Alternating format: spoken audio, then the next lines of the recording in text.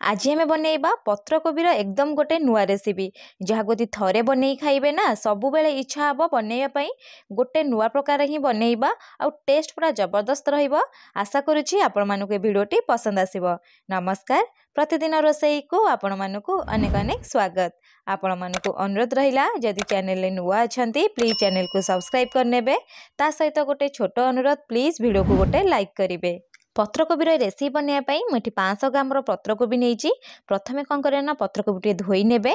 धोई नहीं सारा पर गोटे छुरी बा पनिक साहाय्य प्रथमे आप दुई फाड़ करेंगे जहाँफल आमको काटापी सहज हम। देखिपे मुझे दुई फाड़ कर सारापर आहरी दुई फाड़ कर नहीं एमती छोट करेंगे। छोट कर सारापर पत्रकोबी को लंबा लंबा काटी नेबे। तापर कौन करें सरू सरू काटी नेबे। एमती सरू काटे ना पत्रकोबी जो आम कटलेट बनइबा ना भल टेस्ट बनइबो। आपण एठी पत्रकोबी को एमती छोट छोट पीस रे काटिबे आ जम्मा भी कद्दुकस करेनि ग्रेट करेनि। जदि आपको एमती काटिया कष्ट होउची आपण कौन करें ना गोटे मिक्सिंग जार रे देदेबे।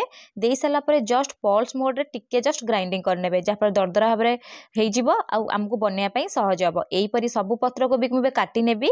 काटी नहीं सारा पर गोटे प्लेट रे रखी नहीं ता सहित ये आम यूज करवा 2 ରୁ 3ଟି पियाज। जमती आम पत्रकोबी को लंबा लंबा पीस रे काटिकी रखीचे सेहीपरि पियाज को लंबा लंबा पीस रे काटिकी नबा।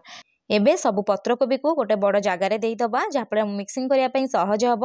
ता सहित काटिकी रखिथिबा पियाज को देदबा। एठी मु बुट डाली यूज करुच्ची। आपण चाहिए स्किप करेंगे जदि आपको पसंद आपड़ एठी देई परिबे। मु बुट डाली को एठी 2 ରୁ 3 घंटा पूर्व पानी रे बतुरेकी रखी। तापर 2 ରୁ 3 थर धोई नेबे। धोई नहीं सारा पर आपड़ एठी कटलेट बनला बेले देबे। देखिए टेस्ट भल आसीबो। आ पाटिकी जेतले लागिबो ना बहुत टेस्ट लागिबो। बुट डाली देई सारा पर काटिकी किछि एठी मु कंचा लंका देई दोउची।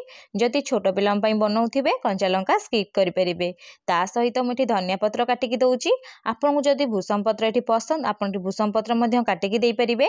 ता सहित भल कलर आसिया आधा चामच एठी हमें देदबा हलदी गुंड। आधा चामच मुझे दे दोची धनिया गुंड। जदि आपको मसला बेसी पसंद नुहे धनिया गुंड स्किप करेंगे। आपन चाहिए गरम मसला यूज करेंगे।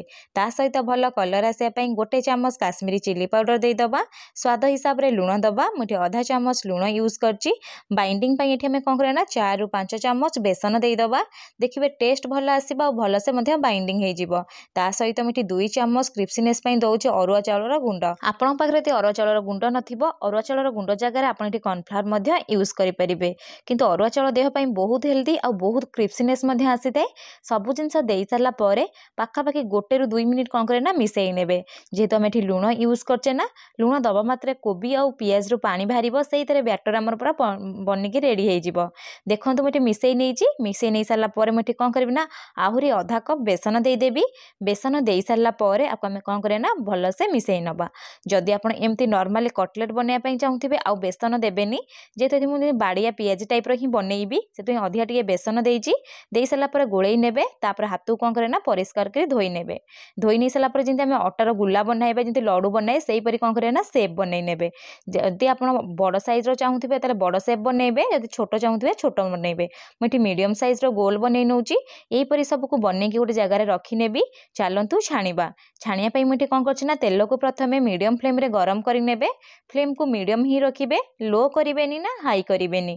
जदि हाई करेंगे ऊपर तो पोड़ीज भीतर जमा भी सिझबनी। आउ लो कले आम कौन हम ना जो आम कोबी को बनईकी रखीचे ना गोल टाइप से पूरा खोलीज। यहीपरि सबको देदेबे। दे सारा पर मीडियम फ्लेम रे 2 ରୁ 3 मिनिट छाड़ीदेवे। आउ गोटे कथा मन रखिथिबे एठी जमा भी क्रिप्सीनेस करी छाणीबेनी जस्ट सब जिन सिझिला भाया ही छाणीबे। देखिपे कोबीर कलर चेंज हो गलानी ता भीतर भल से सिझी जाइए। एबे कोबी को बेसी टाइम छाणीबेनी एमती गोटे बड़ छणारे कौन करें ना सब कोबी को काढ़ी नेबे। काढ़ी 1 मिनिट एमती तेल उपर रखिबे जहाँ जो एक्स्ट्रा तेल थी तेल बाहरी जीव। एबे गोटे प्लेट राखू रखी नेबे जस्ट नख उषुम होगा छाड़ीदेवे। जिते नख उषुम थी से कौन करें ना एमती गोटे प्लेन सरफेस नेबे। मुझे बेलना पेड़ी नहीं आपड़ चाहिए किसी जरी उपर बनईकी रेडी करेंगे। तापर प्लेट हो बा गिना उपर एमती तेल लगेदेवे। प्लेट रो प्लेन सरफेस को कौन करें ना ऊपर रखी जस्ट टिके प्रेस करेंगे। बेसी प्रेस करेनि ना बेसी पतला करेनि। जदि पतला करेंगे आम छाणला बेले पूरा भी भांगी एमती ही मीडियम सेप रे ही रखिए। एबे कौन करेंगे ना गोटे प्लेट रखी नेबी। एबे आम कौन करें ना यहीपरि सबको बनई नवा। जेतेबेले यहीपरि बनाउछंती सेतेबेले गोटे कथा खाली मन रखिथिबे बेसी पतला करेनि। जदि बेसी पतला करदेबे जेतेबेले आम तेल रे छाणीबा ना सब फिटिजिवो। देखो देखंतु मुझे सबको बनैकी गोटे प्लेट्रे रखी नहीं मुझे आपको देखई दूसरी देखिपे मुझे मीडियम साइज ही रखी।